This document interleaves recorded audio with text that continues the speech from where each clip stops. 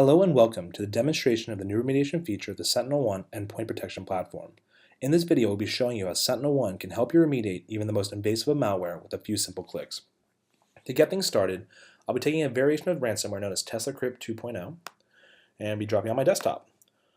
I'll convert it to an executable and then I'm going to run it. This particular payload should be picked up right away and be blacklisted before we can actually run. Yep, there it is right there, and the reason why is this is a well-known hash. The original file was not modified at all, so it was picked up right away. So going back to the dashboard really fast, you can see that it was blocked a few seconds ago. By clicking on More and Analyze Threat, you can see at the top right that 40 out of 56 cloud AV vendors flagged it and determined it was malicious.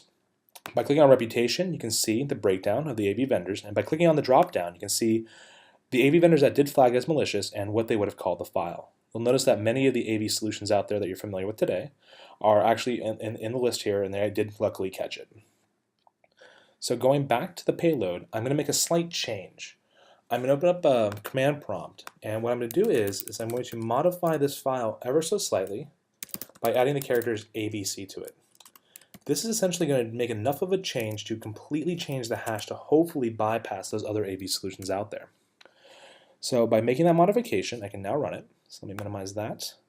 And assuming that it runs, I'm going to open up the picture files because the TeslaCrypt does execute pretty quickly. So the first thing I'm going to do, I'm run the file. You're going to notice that it disappeared off my desktop, which is usually a sign that it ran. You'll notice that it quickly executed and encrypted all of my files, and it's actually going to be doing some other stuff in the background and encrypting all of those. Actually, this particular one goes after game files. This was actually plagued a lot of computer gamers out there in 2015.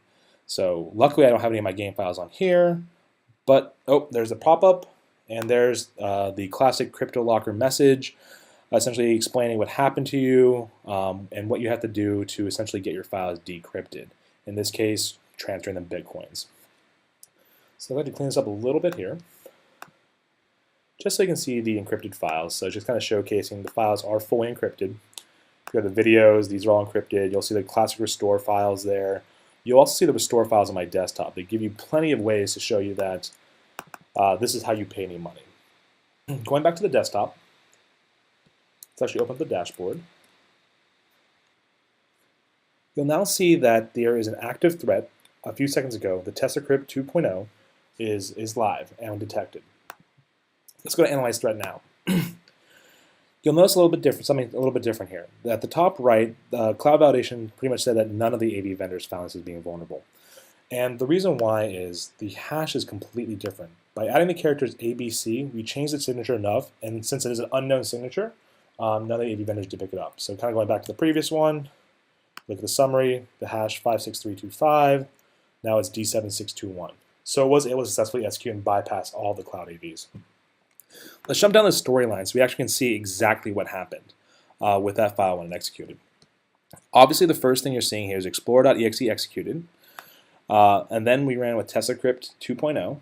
By clicking on the actual widget and clicking on Events, you can see that the first thing it did was create a file, a copy of itself, the VCW fqh.exe, essentially the child copy. Make sure it wrote to the file, executed, all that good stuff. Going on to step 3 there, you have command.exe,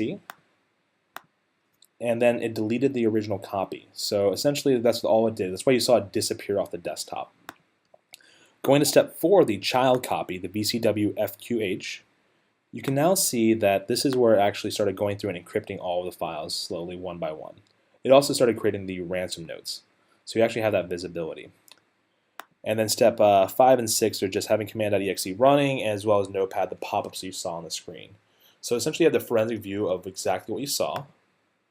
Also, if you're not really a storyline flowchart kind of person, you actually have the raw data view as well, which has the same information, just broken down more in a tabular view, which you can then download as a JSON or CSV file. So it did some pretty bad stuff, essentially encrypting all the things that are important to me. With 2 clicks, I can now show you by clicking on More and then Rollback. This is one of the new remediation features of the SentinelOne EPP products. And by doing so, you can actually see that SentinelOne is able to fully restore all of my files, essentially bringing my penguins back. You'll also notice that the desktops is also clear.